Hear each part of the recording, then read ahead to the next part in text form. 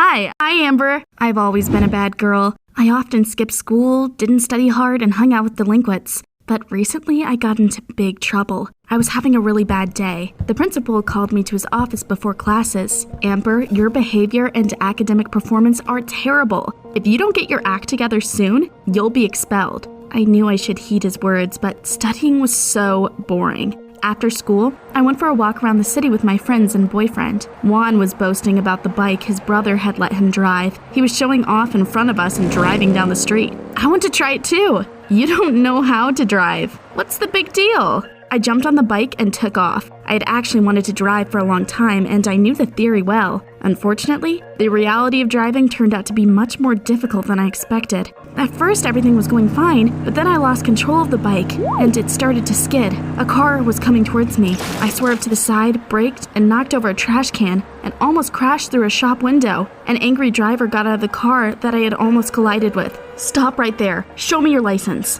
Juan quickly caught up to me and got on the bike. I grabbed him by the waist, and we took off. The rest of our friends scattered as well. As soon as we were safe, Juan pounced on me. Are you insane? You don't know how to drive. Don't yell at me. In case you haven't noticed, there were cameras outside that store. I wouldn't be surprised if the police started looking for us because of you. Thanks for nothing. We had a fight. He infuriated me. The next day, we found out that Juan had been right. Our friend's dad was a cop. He told me I really had got caught on camera. Damn it, I was in big trouble. Let's pause here, and I'll tell you why I was so scared. The thing was, I lived with my mom. Dad was a military man, always away on business trips. We hadn't seen him in a year, but if he came back and found out what I had gotten myself into, I would be finished. I came home in a terrible mood. Familiar voices were coming from the living room. Wait a minute, had Brittany really arrived? She had! Mom was drinking tea with her in the kitchen. By the way, I forgot to tell you about my sister. We were twins, and looked like 2 drops of water.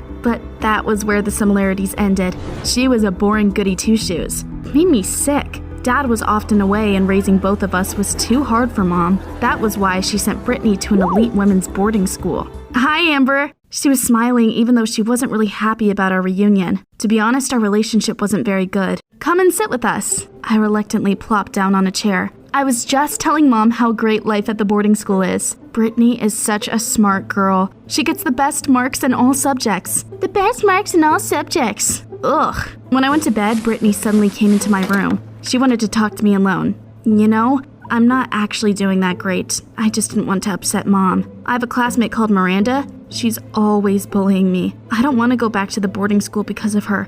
If only we could swap places. You would have definitely put her in her place. I'm not as brave as you. Brittany's confession stunned me. I would have never thought she had any problems.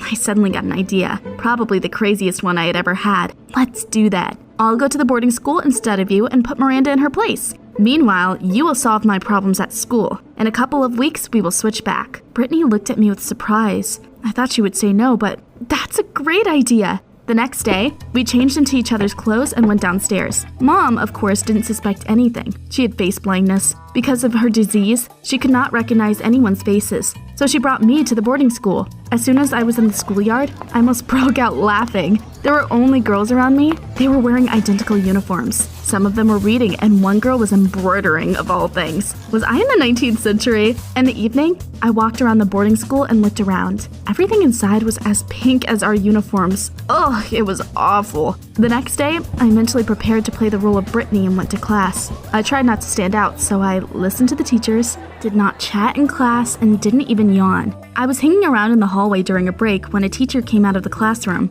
He was carrying a huge stack of textbooks. When I was passing by, he suddenly stumbled, and the textbooks fell on my foot. Ow.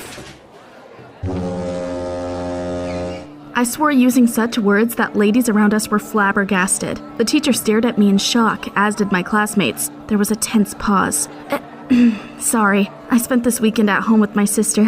She is such a dirty mouth. I've been listening to her for so long that now it just slipped out. Everyone was surprised but believed me. After that, I tried to keep quiet and not draw attention to myself, but then someone messed it all up. After school, a girl came up to me. Well, Brittany, did you run away home for the weekend? I hope you wrote my essay for me, or you'll be sorry. I wanted to snap back at her, but I knew I couldn't afford to make a scene. That was probably the Miranda my sister had told me about. Of course, I'm almost done with it. I'll give it to you tonight. Miranda smiled smugly. I mentally rubbed my hands together in glee. She wouldn't be smiling for much longer. In the evening, I took Miranda away from prying eyes and pressed her up against the wall. She tried to pull away, but I held her tight. Listen here, if you mess with me again, you're finished. Got it? From this day on, I will not write any essays for you. You should stay away from me. Miranda was so shocked. She turned red, stared at me, and was silent. I pushed harder. Well, are we clear? Miranda nodded, and only then did I let her go. She practically fell and ran to her room. Now she would definitely leave me alone. I thought I had dealt with the biggest problem, but I was wrong. Brittany and I hadn't taken one thing into account. Unlike her, I wasn't a straight-A student and couldn't study as well as she did. The next day we had a biology test. Of course, I bombed it. Brittany, you are the best student in my class. I don't know what came over you today, but I'll let you retake the test. Right after that class, I locked myself in the bathroom and called my sister. I've dealt with Miranda, but you'll have to help me with my studies. I sent her the task, and Brittany quickly did it. As a result, the teacher was satisfied and gave me a good mark. From that day on, my sister started to study for me. What a life. I was loving it and enjoying such holidays. I didn't have to worry about anything, or so it seemed, until the drama club supervisor suddenly approached me.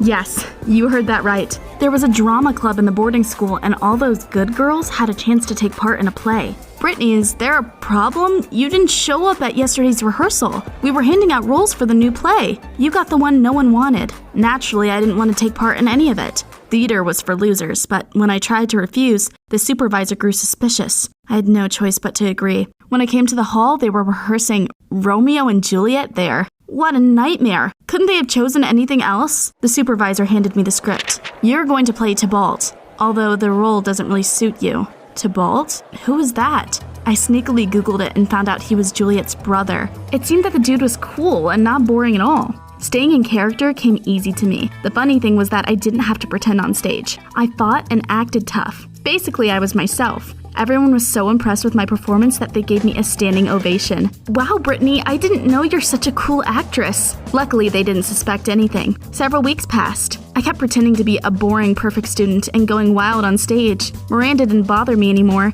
and there were no problems with my studies either. But one day, I got tired of such a life. I wanted something exciting to happen again and called Brittany. It's time for us to switch back. Let's wait a couple more days. I'm dealing with your problems over here, getting better marks and all that. I agreed to stay at the boarding school for a little longer, but a few more days passed and Brittany disagreed again. Let's wait a bit longer. It was getting annoying. My sister was obviously hiding something. Why didn't she want to go back to life as usual? I wasn't used to sitting and waiting, so I decided to act. The boarding school has strict rules. We weren't allowed to leave its territory without a good reason. But that didn't stop me. I chose the moment when the guard usually left the security room, went there, and used his computer to turn off the cameras in the yard. Then I went outside and climbed over the fence while no one was watching. I hadn't expected it to be so easy, except at the last moment, I saw a silhouette appear by the gate. I thought it was Miranda, although it was probably just my imagination. When I got home, Brittany was still at school. I rushed there and suddenly saw her on the street. You won't believe what she was doing. My sister was holding Juan's hand, and they were kissing? What the hell? What is the meaning of this? How could you steal my boyfriend? Brittany was silent and looked lost, so I pounced on Juan.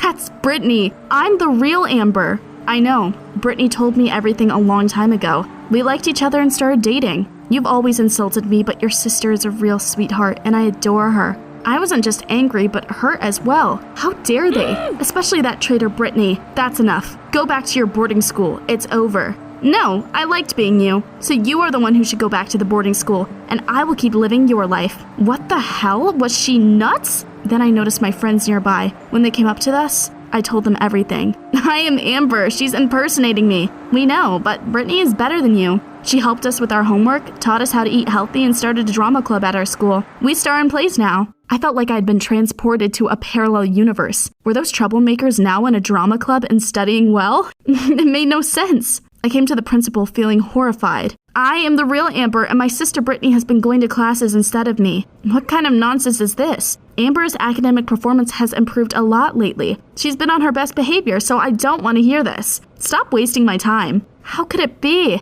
I could only think of one other thing to do. I decided to confess everything to my mother. She would definitely believe me. I got lucky she was at home. Mom, I need to tell you something. A couple of weeks ago, Brittany and I switched places. I went to the boarding school instead of her. Now I'm back, but she doesn't want to leave. Mom looked from me to my sister dumbfounded and stayed silent. Juan, tell her, you know the truth. Brittany, calm down, you're having a nervous breakdown. Mom, Brittany is being bullied by a girl at school. She told me about it in secret. That's why she's coming up with excuses not to go back there. I couldn't believe my ears. Both Juan and my sister betrayed me. Brittany, I just got a call from the boarding school. They told me you ran away.